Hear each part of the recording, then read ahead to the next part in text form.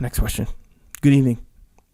I'm a firefighter paramedic, and I'm still the rookie at my station. The fire service is notorious for politics within the ranks, and rookies often get the worst of it. My question is, how can I implement extreme ownership in a situation where the blame falls to me anyway? How can I have my superiors view this as a positive trait when every rookie gets the short end of the stick and when none of my superiors are willing to engage in extreme ownership? I'm taking ownership. However, the typical response along the lines of, that's correct. It is your fault. Dang. Yeah. You know what? That's correct. It is your fault. Dang. That's what extreme ownership is. That's what it is. Yeah. That's what it is. That's what it is. That's what extreme ownership it is. You're saying it's your fault. You're not just saying it so they leave you alone. You're saying it because you're taking ownership of it. Then you can fix what is wrong. That's what it is. So, and I will tell you, the boss will notice. He will. He'll notice. And the people above you in the chain of command will notice. They will notice that you're taking ownership. They will notice that you're solving problems. They'll notice that. That will then give you a good reputation. But taking extreme ownership does not absolve you of the blame. It's the opposite of that. You are at fault. That's the whole point. That's the whole point. And this is one of those classic questions I get asked all the time. It's like, what if they say it is? What if they say that's right? It is your fault. That's what you're saying. Yeah. So it doesn't matter. It's true in business. It's true in life too. If you're blaming other people for things that are going wrong, you're not going to fix them. You can't fix them because in your mind, you don't control them. They're not your fault. So if you want to take extreme ownership at work and in business and in life, stop blaming other people and blame yourself and realize that it actually is your fault. That's correct. Own it and do something about it. Boom. Dang. Do you think that sometimes, like this, you know how some people will, at the muster, some people say ask you this, and they'll say it'll be similar to this, where they'll be like I'm trying to take extreme ownership, but something like this happens, and then you say, well, yeah, you take extreme ownership, you actually take the blame, and then you talk about how you're gonna fix the problem, right? That's how you do it. You don't just you don't say, yes, my fault, and then boom, we're good, we're good. Done, my bust, kind of thing. That's ego. It's funny because your ego is like, if I say Echo, this went wrong and it's my fault, and then you go, yeah, you should have done a better job. I talk about this all the time. That's my defense. I'm like, oh, what are you talking about? Well, I would have been able to do it better if you would have done blah, blah, blah, blah, blah. Yes, so even though I'm saying I'm taking ownership, I'm not actually taking ownership. Yeah. So that was actually going to be my question. Just stop making excuses, people. So it's almost like, maybe not all the time, but it's almost like let's say I did something and I messed up. I caught my own mistake right in the middle of doing it. I was like, man, I'm so dumb. And it was a dumb mistake. Whatever. Oh, I'm so dumb. And you said, yeah, you are dumb. And I'd be like, wait, don't call me dumb. Yeah. Right. Exactly. It's kind of like that, right? It's like, man, you just said you're dumb, kind of thing. You know what else is funny is you hear people make excuses but instead of taking the blame, instead of owning the excuse, so let's say, I wasn't prepared for a podcast. Mm-hmm. Or let's say, no, I said, hey, we can try and record on Wednesday, but I don't think I'm going to be able to do it because I have this going on and my dog did this and my kid did that. And I'm making excuses. Right. Instead of saying hey, I didn't plan well enough and I didn't anticipate some things that I should have anticipated. And now I'm not going to be ready. Right. Yeah. It's my fault. Yeah. Now, if you get in, this is what happens. And this is the difference, man. If you have the habit of actually saying hey, I didn't anticipate this and it's actually my fault, then you know what you do? You plan better. Yeah. How many times have I called you up and said, hey, Echo, I'm not ready to record the podcast? Yeah, a few times. No. Actually, no. You said I might not be ready. And then? Then you probably got mad at yourself. Yeah, I got mad at myself. Ready. And but I was actually giving you a warning of hey, it's going to be tight. Mm-hmm. But I knew I was going to have to work to try and get it done. What I'm saying is when you truly say like everything that's happening in my world is my fault, you don't make excuses anymore up front. You and even if you do, you say like, hey, here's what's going on and this is what I'm going to do to get over them. Yeah. It's a big difference, man. It has a huge impact. Yeah. When you're saying, here's a good one. Like, and this is one of the probably the most common thing of anything of any excuse is I don't have time. That's the most. Is there any more common excuse than I don't have time besides the dog ate my homework? Right.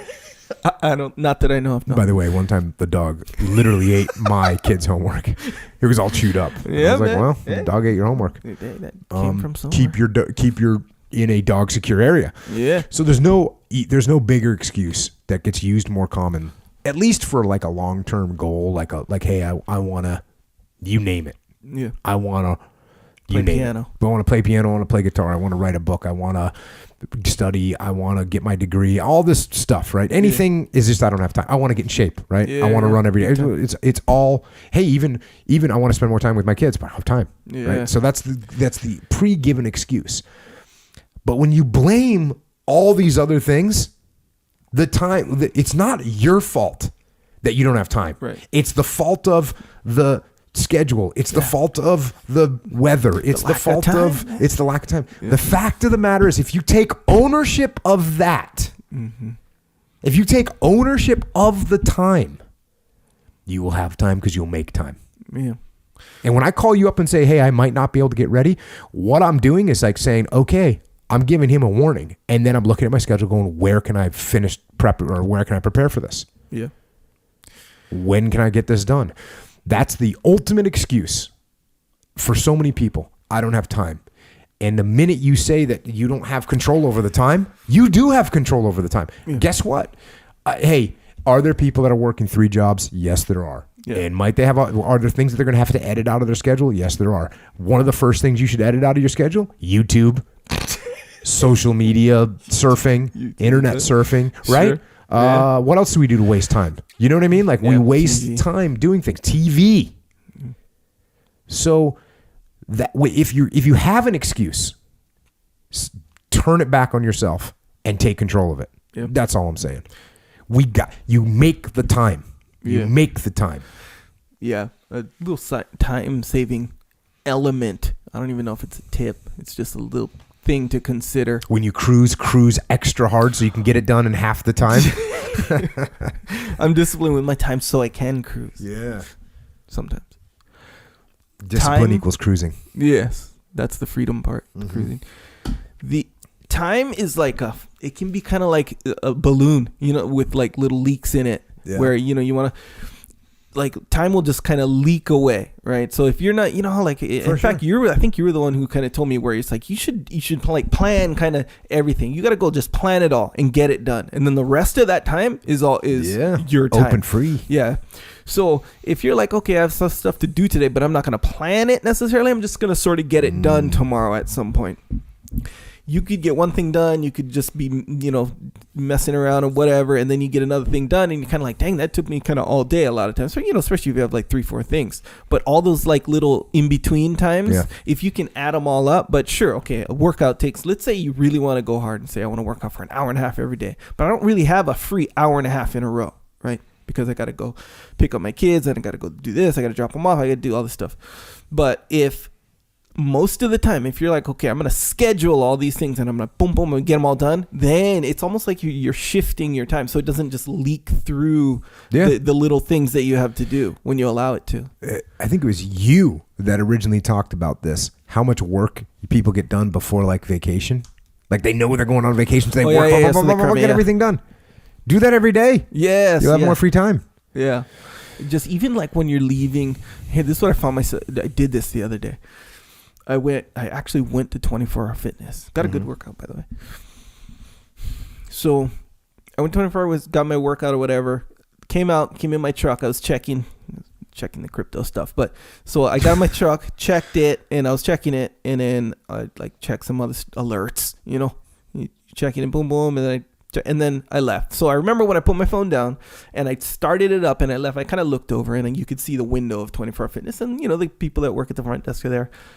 So for whatever reason, I'm thinking to myself, I wonder if they were watching me, like, oh, another person addicted to his phone in there. Kind of just had that thought, That I thought about. I was like, wait, that was like a good maybe 10 minutes. Oh yeah. That I just sure. like let leak away right there. Hey, if that was part of my schedule, if I needed to check these things for sure, I could have, like, if that was on some sort of a schedule, or if I chose to do that at a specific time, I would have got that 10 minutes back somehow. Like that 10 minutes wouldn't have leaked away. No. I actually, by the time I left the gym, at that particular time, if I didn't let that 10 minutes, I would have been home already doing other stuff that I should have scheduled. Videos. Yeah, work, doing, yeah, exactly right. And we do that all day, that kind of stuff. Don't let your time leak.